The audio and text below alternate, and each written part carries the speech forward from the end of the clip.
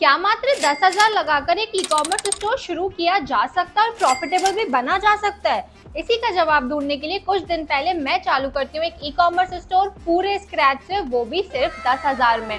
तो इन दिनों के अंदर मुझे एक प्रोडक्ट रिसर्च करना था, प्रोडक्ट सोर्स करना था, अकाउंट बनाना था, लिस्टिंग करनी थी मेरी बहन जी। और एट लास्ट देखना था कि वाकई में हम प्रॉफिटेबल बन सकते हैं। और टेंशन मत लो, मैं साथ में तुम्हें पूरा प्रोसेस भी सिखा दूंगी। तो सबसे पहले बारी थी ई कॉमर्स के सबसे मजेदार काम की, प्रोडक्ट ढूंढना। और मैं अभी लाइव एक प्रोडक्ट को ढूंढने वाली हूँ। तो सबसे पहले मैंने रेडी की प्रोडक्ट क्राइटेरिया लिस्ट और उसी लिस्ट के अकॉर्डिंग मैं अपने प्रोडक्ट को सिलेक्ट करने वाली हूँ। तो हमारे पास था सिर्फ 10,000 का बजट और इस 10,000 के बजट में हमें एक ऐसा प्रोडक्ट चाहिए जो ट्रेंडिंग हो, सस्ता भी और लो कॉम्पिटिशन में भी हो। अब प्रोडक्ट रिसर्च करने के लिए हम सबसे पहले आ जाते हैं Amazon मूवर्स एंड शेकर्स में। वेरी ऑब्वियस, अब Amazon मूवर्स एंड शेकर्स ही क्यों? क्योंकि यहाँ पे आपको वाइड कैटेगरी डिस्ट्रीब्यूशन मिल जाता है और यहाँ पे आपको ट्रेंडिंग चीजें भी पता चल जाती है क्या करेंट में ट्रेंड में चल रहा है। तो Amazon मूवर्स एंड शेकर्स पे आ जाते हैं हम। यहाँ पे हमने क्लिक कर लिया है and let's research some good products. तो ये सारी मोह माया वाली कैटेगरीज को साइड में रख के मैं तो जा रही हूँ अपनी सबसे favourite category home and kitchen में। तो इस कैटेगरी में आते ही साथ मैंने प्रोडक्ट शॉर्टलिस्ट करना स्टार्ट किया अपनी क्राइटेरिया लिस्ट को सामने रखकर और Amazon के सारे मैट्रिक्स को ध्यान में रखते हुए। एंड क्योंकि सिर्फ मेरे पास 10,000 का बजट है तो मुझे एक ऐसा प्रोडक्ट चाहिए जिसकी परचेज प्राइस मुझे मैक्स टू मैक्स 100 रुपीज मिले और जितने कम में मिल जाए उतना बेस्ट है यार अपने लिए। तो मुझे फाइनली क्या कमाल का प्रोडक्ट मिला है, देखो मैं दिखाती हूँ तुम लोगों को। So this is basically a drawing rope. ठीक है, कपड़े सुखाने की एक रोप है एंड ये 129 रुपीज़ में सेल हो रही है। तो ऑब्वियसली ये 50-60 रुपये में तो आपको मिल ही जानी है। ठीक है, एंड इसके मैंने सारे रिव्यूज़ भी पढ़े हैं, रिव्यूज़ बढ़िया है, रिटर्न का कोई झंझट नहीं है। एंड सिंस ये प्लास्टिक मेड है तो टूटने वूटने का भी कोई लोचा नहीं है। So this is a very perfect product. अब बस मैंने इसी टाइप के 3-4 प्रोडक्ट्स और निकाले हैं, शॉर्ट लिस्ट किए हैं। तो अब मेरे को जाना है मीशो पर और मीशो पे जाके बस मेरे को एक बार ये चेक करना है कि इन प्रोडक्ट्स की डिमांड क्या वहाँ पे भी उतनी है जितनी यहाँ पे दिखा रहा है। क्योंकि फाइनली हमें एट लास्ट मीशो पर ही सेल करना है तो बेटर है कि मीशो पे भी एक बार क्रॉस चेक कर लें। जो प्रोडक्ट मुझे अमेजोन पे वाव लग रहा था, जब वो प्रोडक्ट मैंने सेम आके मीशो पे सर्च किया तो वो हमारी बाकी क्राइटेरिया लिस्ट को तो फुलफिल कर रहा था, बट उसमें कंपटीशन इतना ज़्यादा अध का हो चुका है कि अगर हम उसको सेल करेंगे तो मार्जिन्स बचना बहुत ज़्यादा डिफिकल्ट हो जाएगा। इसलिए एज अ सेकेंड चॉइस मैंने एक प्रोडक्ट और फाइनलाइज किया जो कि है ये क्रिस्टल हेयर इरेजर। इसमें अपोजिट है एज कम्पेयर टू रोप वाले में। इसमें जो सेल्स हैं वो थोड़ी ओके ओके हैं बट कंपटीशन बिल्कुल सही नहीं है। तो इसलिए मैं दोनों प्रोडक्ट्स को as a side by side लेके चलने वाली हूँ। एक प्रोडक्ट ऐसा जिसमें सेल्स बहुत ज़्यादा है हमारी लेकिन कंपटीशन भी ज़्यादा है, एक प्रोडक्ट ऐसा जिसमें सेल्स हमारी ओके ओके हैं, कम है, बट वहीं पे कंपटीशन बिल्कुल नहीं है। सो देखते हैं क्या चीज़ निकल के आती है। अगर आपको भी डिटेल में सीखना है कि प्रोडक्ट रिसर्च कैसे करते हैं और क्राइटेरिया लिस्ट की तैयारी कैसे करते हैं तो आप मेरा डिटेल प्रोडक्ट रिसर्च वाला वीडियो चेकआउट कर सकते हो। तो अब यहाँ पे हमारी प्रोडक्ट रिसर्च कंप्लीट हो चुकी है और अब बारी हमारे नेक्स्ट स्टेप की, दैट इज सप्लायर ढूंढना।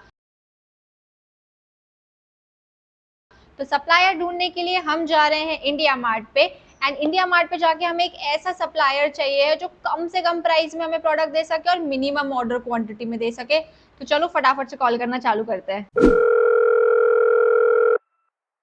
हेलो। हेलो। हाँ जी भैया, मेरे को ना ये ड्राइंग रोप जो हुक्स के साथ आती है वो सोर्स करनी थी, होगी क्या अपने यहाँ? हाँ है अपने पास, मिल जाएगी अरे आपको। वाह क्या बात है। तो इसके साथ साथ मेरे को वो क्रिस्टल हेयर इरेजर भी चाहिए था, वो भी मिलेगा क्या अपने यहाँ? हाँ मैम, सब मिल हाँ जाएगा हाँ अपने पास। ठीक है। तो इनका क्या प्राइस वगैरह पड़ेगा, कितना क्या मिनिमम ऑर्डर क्वांटिटी करनी पड़ेगी? रोप का प्राइस पड़ेगा हम्म आपको लगभग हम्म 50 to 52 रुपीज़ और क्रिस्टल का प्राइस पड़ेगा आपको लगभग लगभग 45 रुपीज़। अरे यार भैया कैसा कर रहे हो आप, बहुत ज़्यादा महंगा नहीं दे रहे हो नहीं नहीं प्रोडक्ट मैम। को? देखिए पहली बार मंगा रहे हैं इसलिए हम कम क्वांटिटी मंगाएंगे, बट अगर एक बार आपका प्रोडक्ट अच्छा लगा हमें तो फिर हम बल्क में ही ऑर्डर करेंगे। 3-4 साल से सेल कर रहे हैं हम मीशो पे, ऐसा नहीं कि नए हैं। तो देख लो थोड़ा सा, हो सके तो कुछ देख लो हाँ भैया यार, हो सके थोड़ा हाँ हाँ, कम लेकिन तो। मैम इतना नहीं हो पाएगा, क्या हमारे प्राइस फिक्स हैं और बहुत रीजनेबल हैं, तो इससे कम नहीं कर पाएंगे मैम। तो इंडिया मार्ट पे हमने अलग अलग सप्लायर से कांटेक्ट किया, उनकी प्राइसेस सुनी, बार्गेनिंग की और सिर्फ इंडिया मार्ट ही नहीं, संतुष्टि के लिए हम लोकल मार्केट भी होके आए एंड फाइनली अपने 4 से 5 घंटे गंवाने के बाद 10 से 15 सप्लायर से बात करने के बाद एंड ऑलमोस्ट अपना सिर दीवार में फोड़ने से पहले हमें अपनी परफेक्ट डील मिल जाती है। तो मैंने दोनों प्रोडक्ट्स की 50-50 क्वांटिटी मंगाई है, विच मीन्स दैट 100 का MOQ। तो एक जो प्रोडक्ट है हमारा एपिलेटर वो हमको 40 रुपीज का पड़ा है एंड दूसरा प्रोडक्ट हमारा रोप वाला वो हमें पड़ा है 47 रुपीज का। तो ये प्रोडक्ट हमारा दिल्ली से आ रहा है, सप्लायर हमारे दिल्ली के हैं और दिल्ली से यहाँ तक माल आने में अराउंड 24 आवर्स लग जाते हैं, विच मीन्स कल शाम तक हमारे प्रोडक्ट्स आ जाएंगे। तो इंतजार है कल का एंड देखते हैं कि प्रोडक्ट्स कैसे निकलते हैं। आई होप सब अच्छा निकले। अच्छा, एक चीज और, जो हमारे मेंबर्स थे उनके लिए हमने एक स्पेशल सीरीज चालू की है जहां हम लाइव कुछ प्रोडक्ट्स को टेस्ट करके दिखा रहे हैं और लाइव आपको पूरी जर्नी दिखाएंगे, सो दैट आप हमारी जर्नी से सीख सको और आप भी अपनी ई-कॉमर्स जर्नी स्टार्ट कर सको और ग्रो कर पाओ अच्छे से। तो अगर अभी तक आपने मेंबरशिप ज्वाइन नहीं करी है तो go check it out fast. जो प्रोडक्ट्स हमने ऑर्डर किए थे वो फाइनली आ चुके हैं और अब मैं हर एक प्रोडक्ट का खुद से पर्सनली क्वालिटी चेक कर रही हूँ, सो दैट हमें एकदम गारंटी हो जाए कि हमारा जो माल है वो एकदम परफेक्ट आया है, A1 क्वालिटी का आया है। क्योंकि अगर आपका प्रोडक्ट अच्छा पहुंचेगा कस्टमर तक तभी तो रिटर्न्स कम होंगे हमारे। तो प्रोडक्ट हमारा एकदम सही था और अब बारी थी बिजनेस को लेजिट बनाने की, जिसके लिए मैंने सबसे पहले डाला GST बनने अपने पहचान के एक अंकल के पास। एंड तब तक GST बन के आ रहा था, तब तक का टाइम मैंने सोचा कि चलो यूटिलाइज कर लेते हैं, क्योंकि GST बनने में अराउंड 6 to 7 डेज तो लग ही जाते हैं। इसलिए उसके बाद मैंने अपना एक अकाउंट ओपन करवा लिया, दूसरा अकाउंट, सो दैट मेरा पर्सनल और बिजनेस वाला मिक्सअप ना हो। एंड इसके बाद फिर मैंने रेडी करी एक एक्सेल शीट जिसमें मैं प्रॉफिट लॉस, कितने में मैं सामान खरीद रही हूँ, कितने में बेच रही हूँ, रिटर्न्स वगैरह सारी चीजों का मैं रिकॉर्ड रखने वाली हूँ, सो दैट इनिशियल स्टेज से सारी चीजें मेरी बैलेंस रहे, सारी चीजें का रिकॉर्ड मेंटेन रहे। आगे जाके जब बिजनेस एक्सपेंड होगा तो दिक्कत नहीं जाएगी। अभी भी हमारे पास ढेर सारा टाइम था। फिर मुझे याद आया कि यार हमारे प्रोडक्ट्स तो आ चुके हैं, तो क्यों ना प्रोडक्ट्स का फोटो शूट कर लिया जाए और लिस्टिंग के लिए इमेजेस अभी से रेडी करके रख ली जाए, सो दैट आगे का टाइम हमारा सेव हो। अब प्रोडक्ट्स का शूट करने के लिए हम लाइट्स वगैरह तो अफोर्ड कर नहीं सकते क्योंकि हमारे पास सिर्फ 10,000 का बजट है, तो इसलिए मैंने अपने फोन से ही हाई रेजोल्यूशन में शूट करना स्टार्ट किया। एक क्लियर बैकग्राउंड लिया, उसके ऊपर प्रोडक्ट रखा और रूम पे जहाँ पे भी लाइट थी उसी के जस्ट नीचे प्रोडक्ट रख के कैमरे से फोटो शूट किया। अगर मेरे रूम में नेचुरल लाइट आ रही होती तो मैं नेचुरल लाइट में भी जाके शूट कर सकती थी, बट मैंने लाइट के नीचे शूट करना ज्यादा प्रेफर किया। तो आफ्टर शूटिंग हमारी जो इमेजेस हैं वो कुछ इस टाइप से निकल के आई हैं। फोटो के साथ साथ मैंने कुछ वीडियोस भी शूट कर लिए प्रोडक्ट को यूज करते हुए, एंड कुछ वीडियोस एंड फोटोज मैंने गूगल एंड पिंटरेस्ट से भी निकाल ली रेफरेंस के लिए। अब बारी थी हमारी लिस्टिंग के लिए इमेजेस बनाने के लिए, जिसके लिए मैंने अपना थोड़ा सा चंड दिमाग लगाया। फिर मेरे दिमाग की बत्ती जली। मैंने सोचा कि जो स्टार्टिंग की इमेजेस होती है जहां हमें प्रोडक्ट शोकेस करना होता है उसमें तो मेहनत लगती नहीं है, तो वो इमेजेस हम कैनवा फ्री की हेल्प से बना लेंगे। एंड जो फीचर्स इमेजेस होती हैं, बेनिफिट्स, हाउ टू यूज वाली इमेजेस होती है, उनमें टाइम लगता है, तो वो इमेजेस हम ChatGPT वगैरह से जनरेट करवा लेंगे रेफरेंस देके। सो कैनवा से images banana was not a big deal for me. बस एक फ्री बीजी रिमूवर का यूज करके इमेजेस का बीजी रिमूव कर लिया और कैनवा से फटाफट अपने अकॉर्डिंग इमेजेस को एडजस्ट करके बैकग्राउंड देके इमेजेस बना ली। बट जिसने मेरा सबसे ज्यादा दिमाग खराब किया है लिटरली वो है ChatGPT। An eternity later. मतलब इतना टाइम कौन लेता है यार इमेज जनरेट करने के लिए। तो एट लास्ट फ्रस्ट्रेट होके मैंने डिसाइड किया कि जितनी देर में ये टाइम लेगा उतनी देर में तो मैं कैनवा से खुद से इमेजेस बना लूंगी।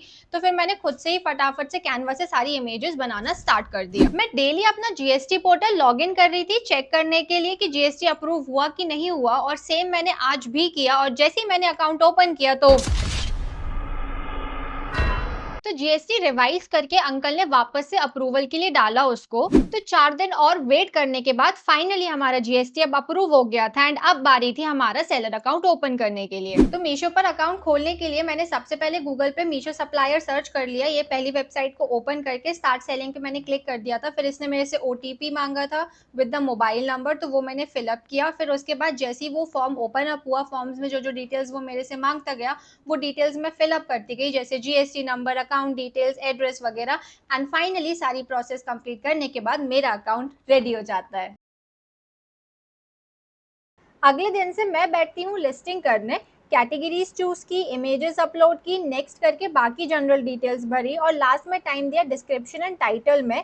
क्लियर और कंसाइज डिस्क्रिप्शन पर फोकस किया, फीचर्स और बेनिफिट्स हाईलाइट करते हुए। डिस्क्रिप्शन लिखने से पहले मैंने प्रोडक्ट से रिलेटेड कीवर्ड्स की रिसर्च की, जिसके बाद मैंने उन कीवर्ड्स का यूज़ किया प्रोडक्ट टाइटल और डिस्क्रिप्शन में, जिससे हमारे ऑर्गेनिकली ऑर्डर्स आने के चांसेस बढ़ जाएं। लेकिन मैंने एड्स के लिए भी कुछ बजट बचा रखा है सो दैट हमारी ज़्यादा से ज़्यादा सेल्स आ पाए। एंड आज का मेरा पूरा दिन लिस्टिंग में ही गया है बस। और मैंने डिसाइड किया कि मैं डेली कुछ ना कुछ लिस्टिंग ज़रूर करूँगी, क्योंकि जितनी ज़्यादा मेरी लिस्टिंग होंगी मेरे उतने ज़्यादा हाई चांसेस होंगे ऑर्डर्स आने के। तो अब हमारी फाइनली लिस्टिंग होके सब खत्म हो चुका है और अब हमें इंतज़ार करना है हमारे ऑर्डर्स आने का। अभी इतना खुश मत हो, अभी तो पैकेजिंग बाकी है। ओ हाँ रे, वो तो मैं भूल ही गई।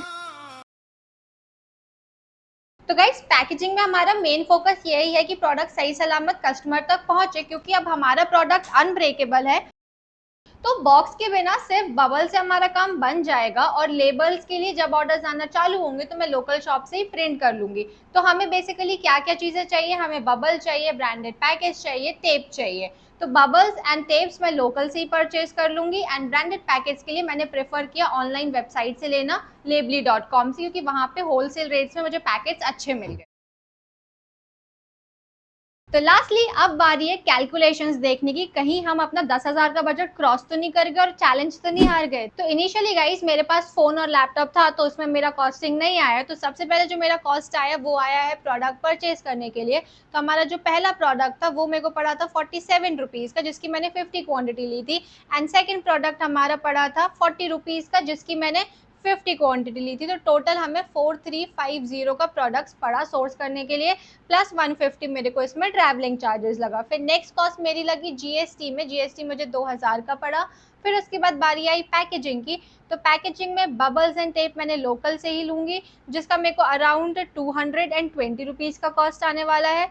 लेबल्स का मेरे को सिर्फ 25 रुपीज़ का कॉस्ट आने वाला है। ये सब मैंने जोड़ा है 100 पार्सल्स निकालने के हिसाब से, ओके। एंड ब्रांडेड पैकेट्स की बात करें तो एक ब्रांडेड पैकेट मेरे को 1 रुपये का पड़ा है, एंड हमने 100 पीसेज मंगाए थे, तो टोटल 100 रुपीज़ की ये कॉस्टिंग हो गई। And at last random cost हमारी, जैसे कि ट्रैवलिंग कॉस्ट वगैरह, पेट्रोल वगैरह का खर्चा, तो इसलिए मैंने 500 रुपये एक्स्ट्रा जोड़ लिए। तो गाइस हमारे 7,345 रुपीज़ बचे हैं। तो यू कैन क्लियरली सी कि हम हमारा चैलेंज जीत चुके हैं, एंड हमने एट लास्ट बचा लिए हैं 2655 रुपीज़, जो कि ये अब हमारा पूरा फंड जाने वाला है एड्स में। ये मैं फंड एड्स में इन्वेस्ट करने वाली हूँ, सो दैट हमारे कम टाइम में ज़्यादा से ज़्यादा ऑर्डर्स आ सकें। अब बहुत सारे लोग मेरे को कमेंट कर करके ये बोलने वाले हैं कि इसमें आपने रिटर्न का कॉस्ट नहीं जोड़ा, आरटीओ का कॉस्ट नहीं जोड़ा। तो भाई ये ई कॉमर्स बिजनेस चालू करने की कॉस्टिंग है।